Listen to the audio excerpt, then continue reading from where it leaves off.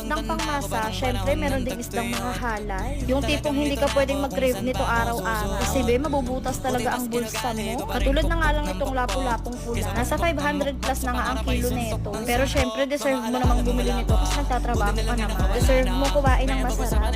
Next naman po itong pampano black or gray kung tawagin. Ito po yung local nating pampano. Hira nga lang din po ito kaya kadalasang makikita natin pampano sa palengke.